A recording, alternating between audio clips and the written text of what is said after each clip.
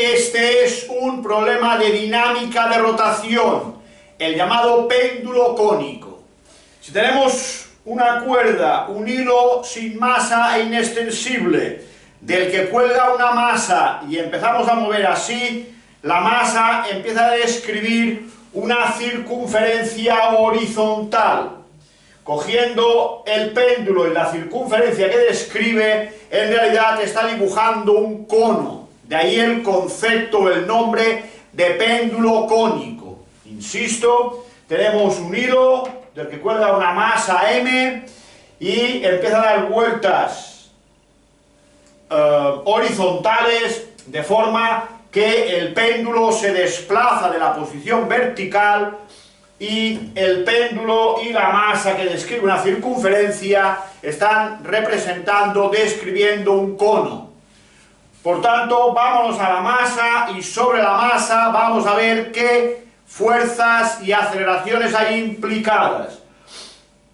T es la tensión de la cuerda que forma el péndulo, como siempre sobre la propia cuerda. Esta tensión no está sobre ninguno de los dos ejes, por tanto vamos a descomponerla, trazando una horizontal que pase por el vértice del vector o el extremo del vector y una vertical. Se ha descompuesto la T en T sub I, pues está sobre el eje y T sub X, pues está sobre el eje X, siendo, si este es alfa, que es el ángulo que el péndulo forma con la vertical, este de aquí también será alfa. Por tanto, este vector es el contiguo en este triángulo rectángulo y por tanto será hipotenusa T por coseno de alfa. Este vector de aquí abajo es lo mismo que este cateto, que es el opuesto, y por tanto será T por el seno de alfa. Ese es el valor de T sub X. También tenemos dirigido al centro de la Tierra, por tanto vertical hacia abajo, tenemos el peso, que sería mg. Esta masa está sometida a un movimiento circular uniforme. Por tanto, esta masa tendrá una aceleración normal, dirigida hacia el centro de la curva. Estos son las fuerzas, en este caso las tensiones, y la aceleración a la que está sometida la masa del péndulo. Si tenemos en cuenta el eje de las Is y aplicamos la expresión fuerzas favorables menos fuerzas contrarias igual a masa por aceleración trabajando en módulos, tendremos fuerzas hacia arriba, T coseno de alfa, menos fuerzas hacia abajo, igual a masa por aceleración. La aceleración no tiene componente vertical, por tanto igual a 0. De ahí, mg pasando al segundo miembro, tenemos que T coseno de alfa es igual a mg.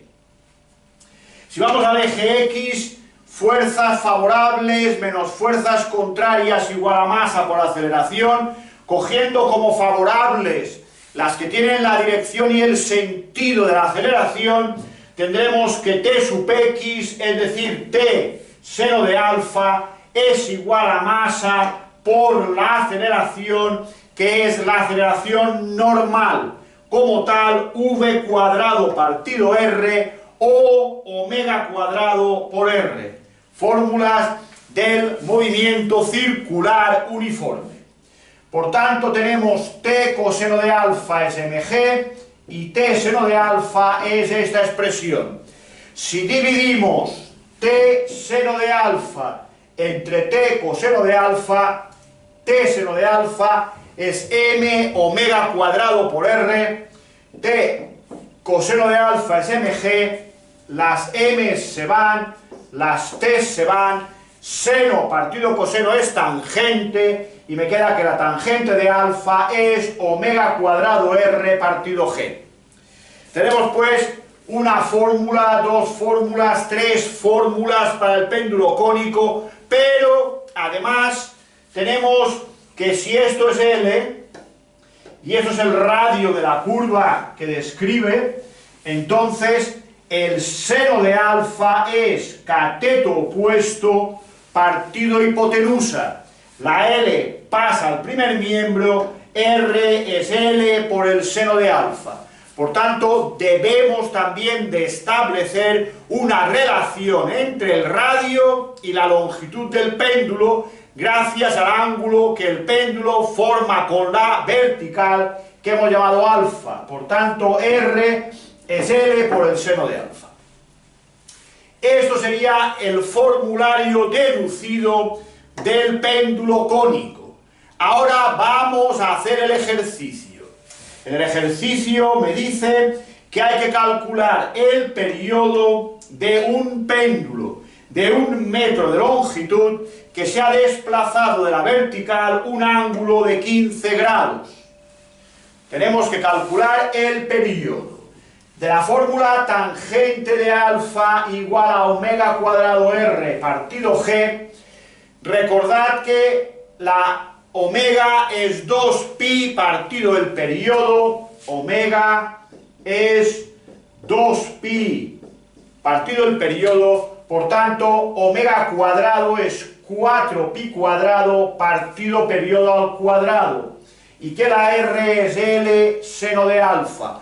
No dejo R, ¿por qué? Porque viendo los datos tengo la L y alfa, pues he de dejar R en función de L y alfa.